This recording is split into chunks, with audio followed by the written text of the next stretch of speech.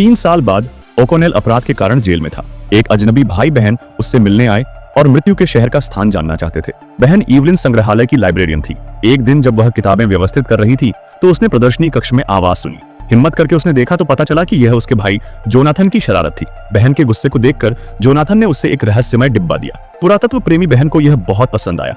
और भी आश्चर्य की बात यह थी कि डिब्बे में एक नक्शा भी छुपा था। इवलिन ने तुरंत अपनी इस खोज को संग्रहालय के निदेशक को बताया। नक्शा मृत्यु के शहर की ओर इशारा करता था। कहा जाता था कि वहां प्रारंभिक फिरौन का खजाना है। शुद्ध सोने से बना सूर्य का रत्न भी वहीं था। दोनों भाई बहन उत्साहित होते गए, लेकिन नक्शा निदेशक के हाथों में जलने लगा था। हालांकि अंततः इसे बचा लिया गया, लेकिन मृत्यु के शहर का स्थान जल गया था। मजबूरी में दोनों भाई बहन को ओकोनेल के पास जाना पड़ा, क्योंकि जोनाथन ने यह डिब्बा उसी से चुराया था। ओकोनेल ने दोनों भाई बहन को मृत्यु के शहर ले जाने की सहमति दी, लेकिन शर्त यह थी कि पहले उसे जेल से छुड़ाना होगा। पौराणिक सूर्य रत्न के लिए इवलिन ने जेलर को खजाने का 2.5 हिस्सा देने का वादा किया।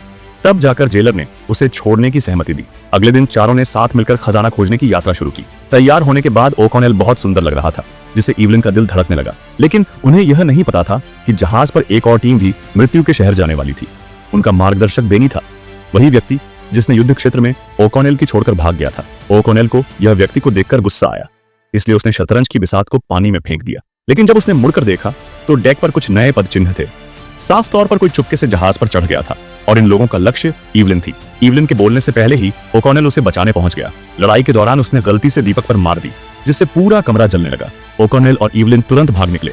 स्थिति से अनजान जोनाथन कमरे में बहन को खोजने गया, लेकिन उसे गिरी हुई चाबी मिल गई। आग तेजी से फैली और पूरा जहाज जलने लगा। सभी को जान बचाने के लिए जहाज से कूदना पड़ा। सौभाग्य से जहाज किनारे के पास था, इसलिए सभी जल्द ही सुरक्षित किनारे पहुंच गए। यात्रा की सुविधा के लिए ओकोनेल और जोनाथन ने 4 ऊंट खरीदे। इवलिन ने भी स्थानीय पोशाक पहनी, जिसे देखकर ओकोनेल मोहित हो गया। इसके बाद चारों ने ऊंटों पर सवार होकर लंबी यात्रा शुरू की। एक दिन और एक रात की यात्रा के बाद वे अंततः अपनी मंजिल पहुंचे। पूंजीपति की बड़ी टुकड़ी भी साथ ही पहुंची। सभी को आश्चर्य हुआ कि यह कैसी मंजिल है।